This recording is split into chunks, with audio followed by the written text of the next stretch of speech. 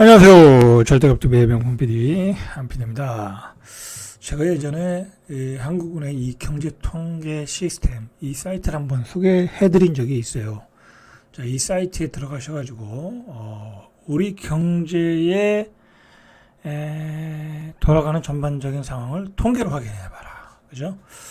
뭐 관심이 없으신 분들은 접근하기 어려운데. 뭐 주식 투자하시거나 앞으로 재테크 하시거나 제대로 하시겠다. 그리고 앞으로 경제 방향을 수치로 확인하겠다. 그죠? 그런 분들은 자, 한국은행 경제 통계 시스템 100대 통계 지표 이렇게 보시면 쫙 있어요. 금리부터 통화량, 환율, 주식, 채권. 여러분들 통화량이라는 것도 뭐 뒤에서 설명하겠지만 뭐 제가 뭐 경제학을 전공한 사람도 아니고 뭐 경제에 대해서 이런 통계에 대해서 탁월한 사람은 아니지만 그래도 주식을 한 30년 하다 보니까 그리고 재테크 투자를 열심히 하다 보니까 어느 정도는 흐름을 파악을 하고 있어요. 그리고 어느 정도 중요한 의미가 있다. 그리고 그걸 어떻게 무엇을 설명을 해드려야 될까? 우리 독자들에게 그런 점에서 중요하다고 생각을 하기 때문에 여러분들한테 소개하고 여러분들이 한 달에 한 번 정도는 들어가서 흐름을 좀 파악해라 라는 거죠. 자, 여러분들 일단 이거부터 그럼 시작해 볼까요? 자, 여러분들 이 채권부터 한번 시작해 보죠. 우리가 채권이라는 것을 너무 어렵게 생각하시면 안 돼요. 어렵게 생각하시면 안 된다. 자, 일단 이 국채, 그죠? 나라가 얼마나 많은 돈을 발행하고 있는가. 그리고 그게 가장 중요한 거 아니겠습니까? 돈이 모자르면 발행을 할 것이고, 세금이 많이 거치면 발행을 안 할 것이고, 뭐 그렇게 보면 되지 않겠습니까? 그런데 국채를 많이 발행했다는 얘기는 뭐예요? 금리가 떨어진다는 얘기죠. 그죠? 국채를 많이 발행하는데, 뭐, 금리가 높은 상태에서 발행을 하겠습니까? 국가 입장에서도. 그죠? 아무래도 저금리로 갈 때, 경제가 안 좋을 때, 그죠? 뭐, 그럴 때 세금이 덜 들어오니까 국채를 많이 발행하겠죠.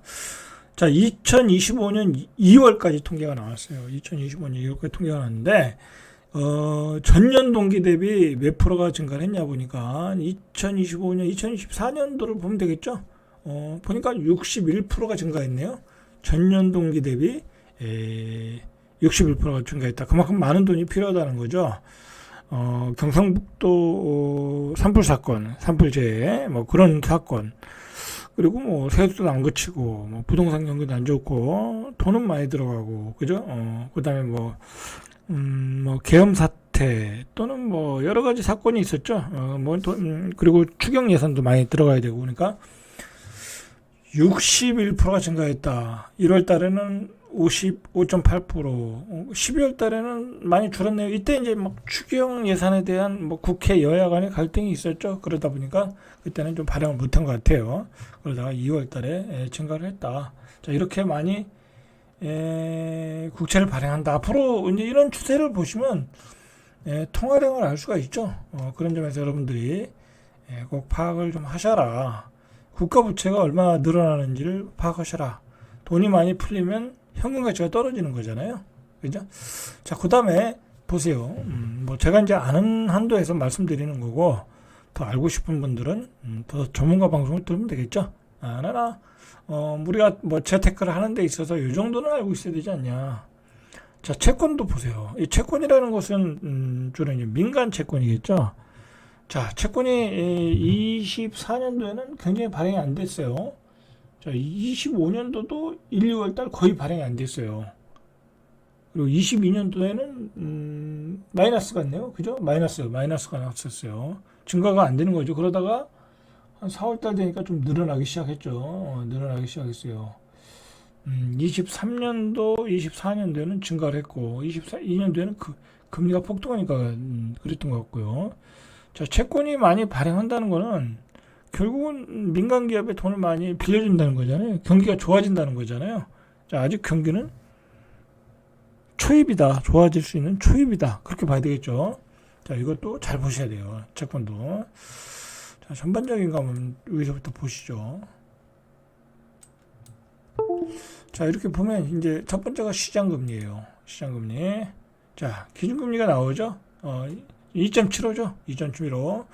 자, 그 다음에 콜금리는 얼마일까요? 자, 콜금리가 비슷하겠죠. 기준금리나 콜금리나 2.75. 자, 그러면 우리가 조금 관심 있는 거 리보금리. 이거 이제 은행들의 기준금리죠. 은행들의 기준금리. 이것도 뭐 그 정도겠죠. 은행들이 돈을 갖다 쓸 수 있는 금리겠죠. 2.68. 조금 더 낮네요. 그죠? 그러면 그 차입금, 그러니까 얘네들은 2.65를 갖다가 그 다음에 뭐 이제 우리한테 3.75, 4.0 그렇게 빌려주니까 은행들이 돈을 많이 벌겠죠. 자, CD 금리 2.68 비슷하네요. 자, 국고채 3년 보세요. 이제 우리가 국채를 사면 3년짜리 금리 약간 바닥치고 반등을 했네요. 이제 그러나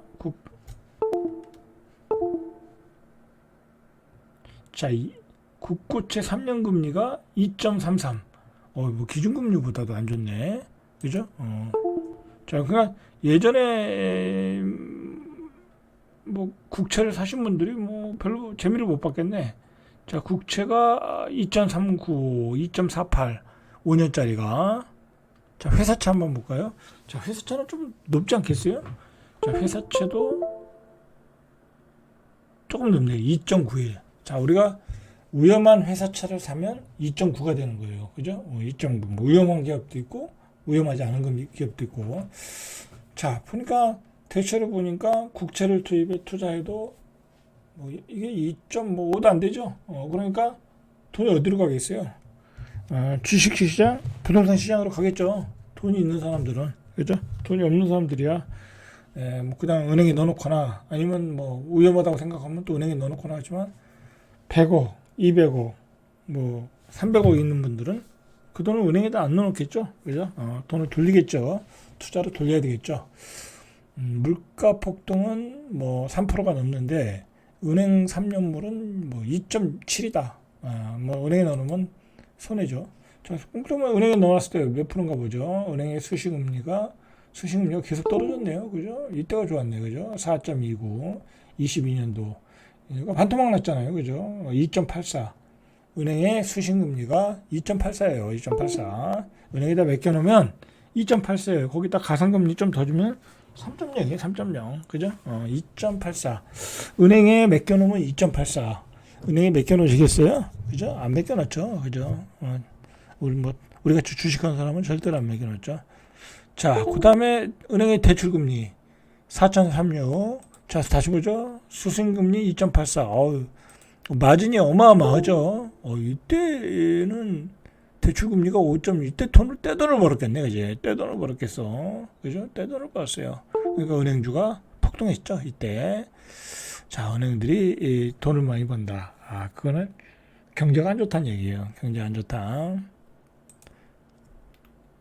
자, 예금은행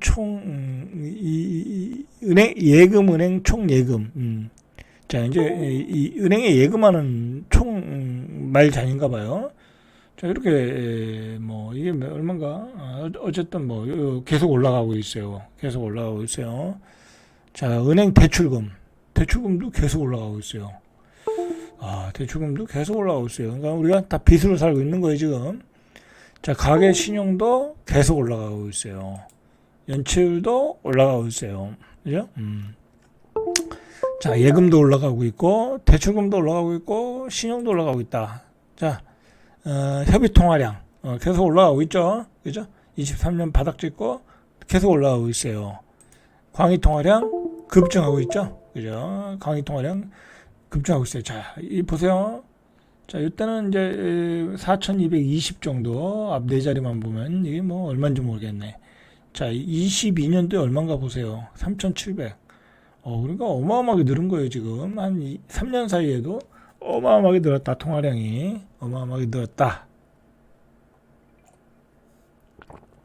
자, 그 돈이 다 어디로 가겠어요? 그죠? 더 늘은 통화량은 다 재테크로 가겠죠. 그 중에 또 부동산으로 가는 돈이 있을 거고. 자, 환율을 보시죠. 환율 원달러. 원달러 환율은 이게 우리가 제가 그 코비드 때 이 미국 주식을 살 때가 1,200원대 있는데 1,400원대 그죠? 1,460원대. 자, 여러분들이 요때 다 들어간 거야. 사학개미들이 1,470원, 50원에 다 들어간 거야. 이때 들어가서 어떻게 했어요? 주식도 깨졌죠? 환차손도 깨졌죠? 자, 그러니까 어떻게 하고 있어요, 지금? 펀드로 들어갔던 거 다 환매하고 있죠? 선절매하고 있죠? 자, 고점에 들어간 거예요. 미국 주식들. 자, 미국 주식들 고점에 들어갔다. 자, 채권은 봤고요. 그 다음에 성장률을 보시죠. 경제 성장률, 그죠? 경제 성장률이 19년도에 20년도에 2.2%, 24년도에 1.3%, 자, 올해 1분기 0.2%, 0.2% 마이너스 성장이에요 지금, 그죠? 그러니까 여러분들이 경제가 이렇게 마이너스 성장인데 왜 집값이 오르느냐 그런 얘기를 하잖아요, 그죠? 떨어지고 있어요. 이 중산층들이 아파트는 떨어지고 있고요. 똘똘한 한 채 고가 주택들은 올라가고 있어요. 자, 그게 왜 그러겠어요? 금리가 낮으니까 고액 자산가들은 그 돈을 가지고 주식 투자, 채권 투자, 부동산 투자로 돈을 굴리는 거예요. 굴려서 그 사람들은 금융 지식의 수준이 일반인보다는 높단 말이에요. 그리고 전문가를 이용하니까 그럼 거기서 수익이 나면 그 돈을 안전자산으로 가는 거예요. 안전자산. 안전자산이 여기서 대한민국에서 뭐예요? 강남부동산, 강남에 준하는 부동산, 그죠? 마용성, 여의도 뭐 그런 데 있잖아요. 목동, 그런 과천, 뭐 그런 데까지 확산하고 있는 거예요 지금.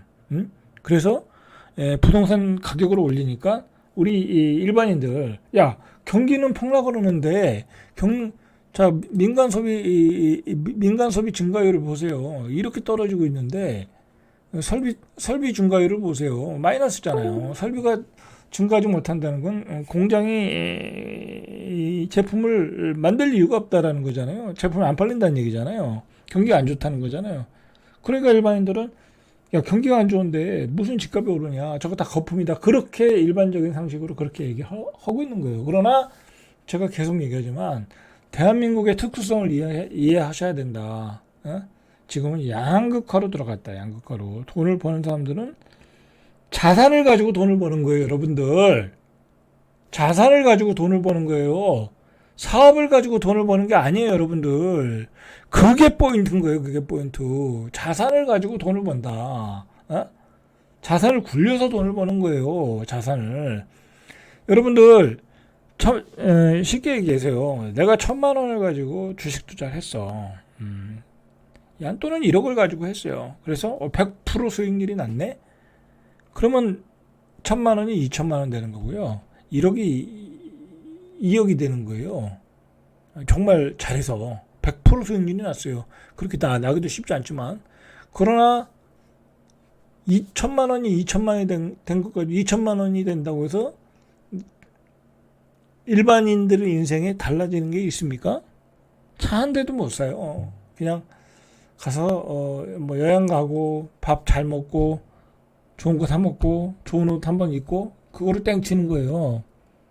내가 1억을 더 벌었어. 1억을 가지고 1억을 벌었어. 물론 이제 그걸 가지고 또 2억이 됐으니까 2억 가지고 장기적으로 가면 큰 돈이 되겠지만, 그 당시로 운 좋게 번 돈은 별 의미가 없다는 거예요. 그냥 내 집 사느라고 대출 갚는데 그냥 쓰면 끝나는 거예요.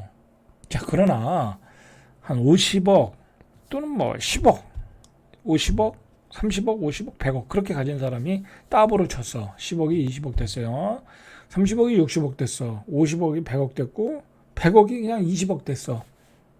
20% 수익 나서 100억이 20% 수익이 나면 그럼 충분히 날 수 있거든요. 그럼 120억 됐어. 그럼 그 사람이 뭐겠습니까? 결국은 송파 가서 아들 집 하나 사주는 거예요. 그죠? 100억이 20억 되는 건 어렵지 않거든요. 그죠? 어렵지 않거든요. 물론 이제 10억이 20억 되는 건 어려워도 어쨌든 큰 자산을 굴리는 사람은 수익률이 적어도 수익률이 낮아도 큰 돈이 들어온다. 그러면 그것 가지고 더 안전 자산을 찾아가더라. 안전 자산을 찾아가더라. 그래서 자산을 늘리고 있다. 자산의 어떤 늘어나는 속도에서 차이가 나고 있다. 여러분들 그거를 좀 아셔야 돼. 그걸 모르고 내립다 뭐 부동산 폭락한다 뭐 어쩌고 저쩌고 떠들면은 앞뒤가 안 맞는 이 상황 파악을 못 하고 있는 거야. 여러분들 제가 뭐 전국에 있는 집값이 올라간다는 소리 안 하잖아요. 그죠? 지방의 집값은 힘들다. 수도권 외곽도 힘들다. 외곽도 힘들다.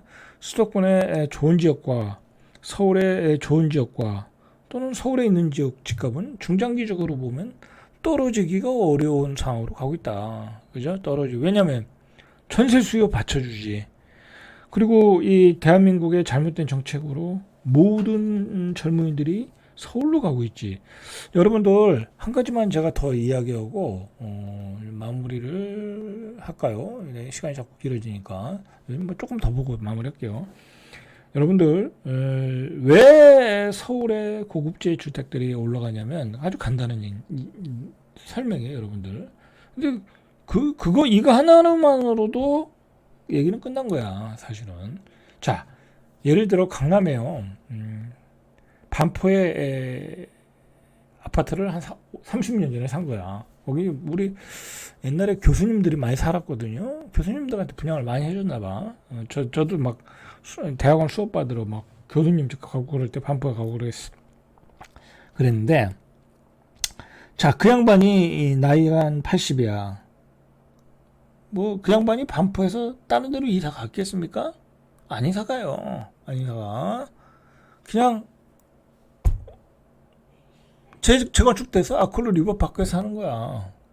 자, 그러면 그 자녀가 이제 제 나이 때보다는 좀 덜하겠죠. 한 50대 됐겠다. 그죠? 뭐 예를 들어 50대 됐어. 그럼 그 자녀가 어디 살았겠어요? 또 강남에 사는 거야. 그죠? 그렇게 되는 거예요. 그 다음에 50대 자녀는 또 사줘야 돼. 걔는 또 어디 살아야 돼? 강남에 살아야 되는 거예요. 반포에 살아야 되는 거예요. 3대가 반포 살아야 되는 거야. 그죠? 자, 3대가 반포 살아도 반포의 수요를 강남의 공급 수요를 감당 못 하는데, 예? 일단 한 가족이 분화가 돼서 그것도 감당이 안 되는데, 어유 돈 많이 버는 애들이 자꾸 강남으로 들어오겠다나? 그죠? 돈 많은 애들이 자꾸 강남으로 들어오겠대. 돈 떼돈 버는 애들 많잖아요. 뭐 코인에서 버는 애들, 뭐 요즘 젊은 애들 무서워요, 여러분들. 코인 트레이딩 해가지고 뭐 70억, 80억 벌었다 그런 애들 생각보다 많아요. 그럼 걔들이 실제로 나오잖아요. 한남동 가서 내가 뭐 대출 없이 다 샀다 뭐 그런 애들 나오잖아요. 그런 애들이 들어오잖아요. 눈에 보이잖아. 강남을 사는 거예요, 여러분들. 그죠? 자, 거기다가 또 이 와이프랑 나랑 대기업 다니니까 연봉이 2억대. 그리고 아버지가 좀 도와줬어. 그러다가 대출을 이빠이 받아서 영끌해서 또 강남 사고. 그렇게 강남 사고. 그리고 또 부모님이 그냥 지방의 자산가야. 그러니까 야, 지방에 땅 팔아서 서울에다 또 사주고. 우리 때도 있었는데, 예? 우리 때도 돈 많은 애들은 강남 샀고요. 뭐 저희 친구들 같이 그냥 평범한 애들은 그냥 일기신도시 사주고 그랬어요. 예, 그렇게 해서 다 샀어요. 그건 소수지. 뭐 그렇게 얘기할 수 있죠? 그렇지 않아요. 생각보다 많고요. 그리고 그 정도 수요가 받쳐주는 거예요. 그 정도 수요가 이 적정 수요가 된 거예요. 자, 뭐 코인. 자, 그렇게 해서 들어오죠. 그 다음에 뭐 이것저것 갭 투자해서 막 똘똘한 채로 또 들어오죠. 거기다가 지역 소멸돼서 이제 더 이상 지방 부동산은 안 되겠다 해서 물밀듯이 또 들어오죠. 이게 안 올라가겠습니까? 이런 기현상을 여러분들이 이해를 하셔야 된다는 거예요. 이런 기현상이 대한민국에서 벌어지고 있다. 그래서 제가 얘기한 게 뭐예요? 서울은 이제 비워야 된다. 그죠? 포화 상태다. 이거는요, 저뿐만이 아니라, 이 대한민국의 유명한 인플루언서들도 다 이 상황을 이해를 하고, 서울은 이제 좀 그만 좀 들어와라. 예? 저분 나가줘라. 정치하는 놈들 세종으로 다 가. 그죠? 행정수도 옮겨. 그죠? 그렇게 해서 좀 다른 메가시티도 만들고, 뭐 그렇게, 어차피 기업은 안 갈 거 아니야. 기업은 안 가요. 절대로 안 가. 서울에서. 가는 순간 기업은 죽는 거예요. 왜냐면 인재를 못 뽑는데, 안 그래도 인재가 귀한데. 그러니까 행정수도만이라도 옮겨라. 그거 지금 여야가 다 합의하고 그 속도의 문제지 추진하고 있는 거잖아요. 뭐 그러니까 세종의 행정수도론이 좀 과거보다는 좀 탄력을 받고 뭐 그래 뭐 시간은 좀 걸리겠지만 될 거야 하는 가정하에 요즘 세종의 집값이 그나마 올라간 거잖아요. 그죠? 그나마 의심의 눈초리를 보면서 올라가고 있는 거잖아요. 물론 5월달은 거래가 잘 안 됐어요. 4월달에 거래가 되면서 한 5천이 올랐고 그 다음에 호가가 또 5천 올리니까 사겠습니까? 바보도 아니고 그죠? 또 꼭지 잡으라고 그러니까 안 사는 거예요. 그죠? 예, 적정 가격에서 이렇게 균 밸런스를 맞춰가고 있는 거예요. 그러나 세종 행정수도론에 대한 어떤 그 추진의 힘은 높아진 건 사실이다. 왜냐하면 요번에 대권 후보들도 봐도 전부 다 뭐 김문수 후보도 그렇다고 하더라고요. 그 굉장히 고지식한 분인데도 그분도 굉장히 행정수도에 대해서는 찬성이야. 다 찬성해요. 그죠? 왜냐면 그들도 아는 거야. 그죠? 왜? 여기에 너무 몰려있다간 이건 대형 재난이 일어날 수 있다. 집값 폭등의 재난. 그죠? 집값 폭등이 뻔히 보이잖아요. 이게 안 보인다고 하면 자신의 눈을 가린 거예요, 여러분들. 제 방송에도 폭락론을 주장하시고 뭐 그런 집값 오르면 안 된다 뭐 그렇게 주장을 하시는 분들이 있지만 그거는 본인의 사상이야. 본인의 철학이고. 근데 현실은 안 그렇다라는 거야, 여러분들. 그리고 뭐 잠깐 보면은 여러분들 지금 건설 수치가 나오나 모르겠네. 그리고 여러분들 지금 문제는 뭐냐면요. 지방이나 서울이나 다 똑같은 현상이지만 경기가 안 좋다 보니까 누구도 집을 안 사잖아요. 그러니까 집을 질 수가 없잖아. 서울은 왜 집을 못 져요? 서울은 집 지면 다 팔려요. 왜 못 져요? 질 땅이 없어요, 여러분들. 질 땅이 없다니까. 서울은 질 땅이 없는데 수요는 넘쳐나고. 그리고 여러분들 그거 생각하셔야 돼. 이거 참 부동산 얘기가 돼버렸는데 뭐 어차피 우리는 뭐 그게 중요한 거니까. 여러분들 예전에 우리가 제가 저부터 설명할게요. 제가 처음에 1980년 90년대 초반에 처음에 집을 사러 갔을 때 뭐 제가 뭐 그때 이제 뭐 빌라에 살고 그랬는데 다가구 주택 살고 그랬는데 전세 살았던 거죠. 그러니까 이제 아버지가 또 이렇게 이제 집을 좀 사야 되겠다 해서 과천에 갔는데 그때 과천 주공이었죠. 뭐 지금은 재건축 한다 어쩌고 하지만 뭐 그 당시에는 그 몇십 년 전 얘기니까 뭐 재건축 얘기는 별로 나오진 않았죠. 그죠? 그러나 제가 과천 주공 아파트를 보고 느낀 게 뭐냐면 왜 이렇게 낡았냐? 그죠? 그래서 안 샀어요. 그럼 뭐예요? 제가 생각하기에는 이미 눈이 높아져가지고 그때 과천 주공 아파트는 내 수준에 안 맞는 거야. 그러면 똑같은 지금 다시 현재로 돌아와서 우리 젊은이한테 야, 역세권에 빌라 아파트 빌라 살아라. 막 차도 막 복잡하게 다니고 인도와 차도와 구분이 안 되고 뭐 이상한 사람들도 좀 살고 그죠? 정체 모를 사람도 살고 거기서 애들 키우겠습니까? 학교는 멀고 안 맞는 거야. 그렇다고 한 20년 되는 구축을 사라. 학교도 좀 멀고 그럼 학교가 가까운 물었는데 역세권도 멀고 그 아파트 살겠습니까? 그 주차장도 지하에 없어. 그리고 골프 연습장도 없어. 커뮤니티도 없어. 헬스장도 없어.